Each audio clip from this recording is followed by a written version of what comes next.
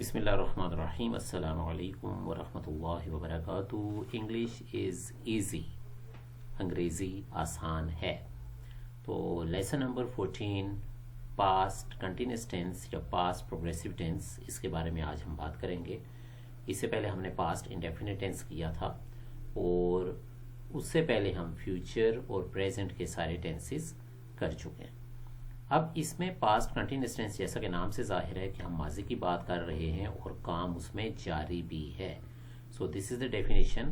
Like the past continuous tense is used to describe actions that were ongoing at a specific point in time in the past, and it can also indicate simultaneous actions جو ایک ہی وقت میں کام ہو رہے ہیں، تو ان کے بارے میں بھی ہم بات کر سکتے ہیں.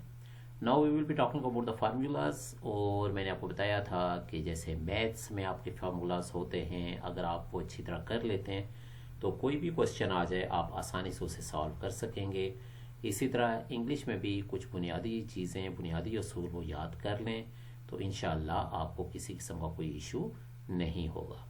Now we are talking about positive sentences. So positive sentences, there is the subject, was, were, first form, ing, object. She was reading a book. باقی یہ ساری چیزیں، سبجیکٹ کیا ہے، ورب کیا ہے، آبجیکٹ کیا ہے، یہ ساری چیزیں آپ پہلے کر چکے ہیں، تو اس کو زیادہ ڈیٹیل میں جانے کی ضرورت نہیں ہے. ویسے ہی ویڈیو لمبی کرنے کا فائدہ کوئی نہیں، اس وجہ سے یہ ہے کہ آپ ان کو جان چکے ہیں. فار دیٹ ریزن اس ویڈیو کی ڈیوریشن پہلی ویڈیوز کی نسبت کم ہوگی. نیگیٹو سینٹینسز میں کیا کرنا ہے، اسی طرح subject was were not, first form ing اور object. They were not playing football. Interrogative میں واز اور ور جملے کے شروع میں آ جائے گا. Was he cooking dinner. پھر اس کے بعد question words why, where, when, who, what, یہ کیسے استعمال ہوں گے.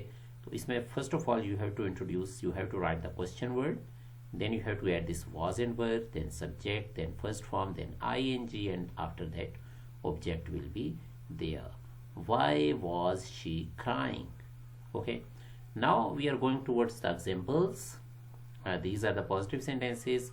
اس کو ذرا آرام سے خود پڑھ لیں، ویڈیو کو پاز کریں، پڑھ لیں، اور اوپر جو آپ کو میں نے بتائے تھے رولز، دیکھیں کہ وہ رولز یہاں پہ اپلائی ہو رہے ہیں. رولز ہم نے پڑھا تھا نا کہ سب سے پہلے سبجیکٹ ہوگا، پھر واز یا ور ہوگا، پھر فرسٹ فارم، پھر ing اور پھر آبجیکٹ. تو اس میں سے کسی ایک سینٹینس کو ہم دیکھ لیتے ہیں. جیسے I was studying for my exams. تو I کیا ہے، سبجیکٹ. اس کے بعد ہم نے was لگایا، پھر studying means study plus ing، studying. اور for my exams, this is the reason why you are studying late at night. Negative میں was not اور were not لگ گیا ہے، یہ بھی آپ آرام سے ان سینٹینسز کو پڑھ لیں. انٹروگیٹو میں was اور were جملے کے شروع میں آ گیا ہے، ویڈیو کو پاز کر لیں، سینٹینسز سارے پڑھ لیں. اینڈ اس کے بعد interrogative sentences with question was words. Why was she writing a letter, where were they playing cricket, what was I studying for, میں کس لیے پڑھ رہا ہوں. ٹھیک ہے جی. تو in this way you can understand this video. چھوٹی سی ویڈیو ہے، اور اس کو چینل کو سبسکرائب بھی کر دیں، شیئر بھی کر دیں، اینڈ کیپ آن واچنگ.